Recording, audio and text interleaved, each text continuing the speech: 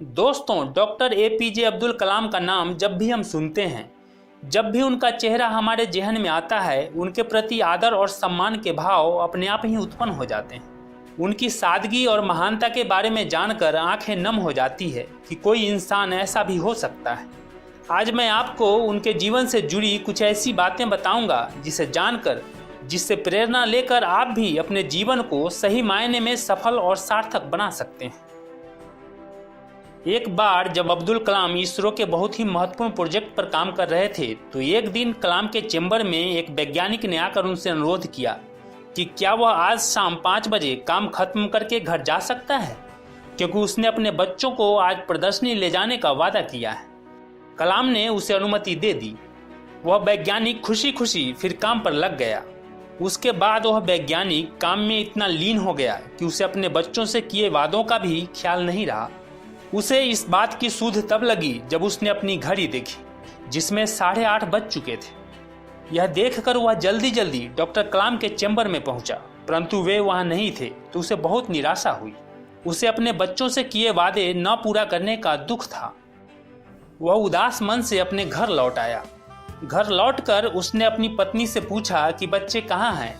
पत्नी ने जवाब देते हुए कहा कि तुम नहीं जानते, डॉक्टर अब्दुल कलाम घर आए थे और बच्चों को प्रदर्शनी दिखाने अपने साथ ले गए। दरअसल जब डॉक्टर कलाम ने देखा कि वह वैज्ञानिक मग्न होकर अपने काम में लगे हुए हैं, तो उन्होंने उसका ध्यान भटकाना उचित नहीं समझा। लेकिन जब किसी ने अपने बच्चों से वादा किया है तो वे उसे जरूर प्रदर्शनी दिखाने जाएंगे। इसीलिए कलाम ने बच्चों को घुमाने का काम स्वयं करने का फैसला किया और उन्हें प्रदर्शनी दिखाने ले गए। अपनी पत्नी की बातों को सुनकर उस वैज्ञानिक की आंखों से आंसू छलक पड़े। उसके दिल में अब्दुल कलाम के प्रति जो आदर, जो रिस्पेक्ट, जो सम्मान था, वो कई गुना बढ़ गया। उसने मन ही मन कलाम को धन्यवाद दिया। दोस्तों, अब्दुल कलाम के जीवन से जुड़ा एक और वाकया मैं आपको बताता हूँ। यह बात तब की है जब उन्हें वाराणसी में बीएचयू के दीक्षांत समारोह में बुलाया गया था।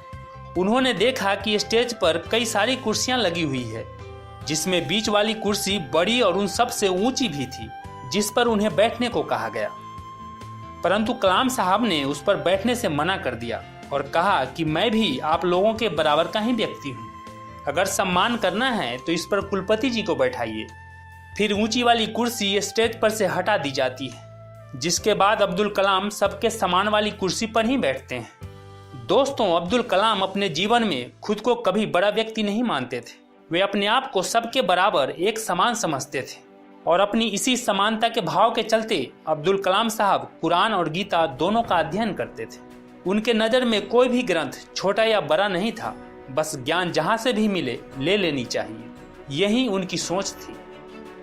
दोस्तों, राष्ट्रपति बनने के बाद डॉक्टर अब्दुल कलाम त्रिवेंद्रम की अपनी पहली यात्रा के दौरान वे केरल के राजभवन में ठहरे थे और उन्हें राष्ट्रपति के मेहमान के रूप में किन्हीं 2 लोगों को बुलाने का अधिकार था। तब राष्ट्रपति डॉक्टर कलाम ने अपने 2 करीबी लोगों को मेहमान के रूप में बुलाया। पहला था सड़क के किनारे बैठने वाला मोची और दूसरा एक छोटे से होटल का मालिक। दोस्तों, अब्दुल कलाम का संपूर्ण जीवन इंस्पिरेशन की वो पावर हाउस है जिससे कोई भी व्यक्ति बहुत कुछ सीख सकता है।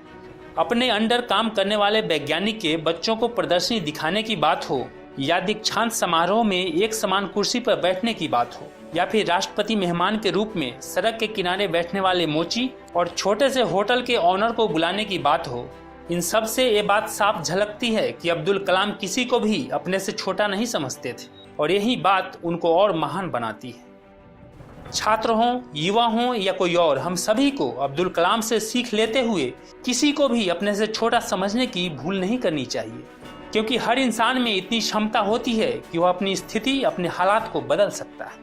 आज जिसे आप अपने से छोटा और कमजोर समझने की भूल करते हैं, कल को वह अपनी मेहनत, अपने कर्म और अपने परिश्रम से कहां पहुंच जाएगा, कोई नहीं जानता।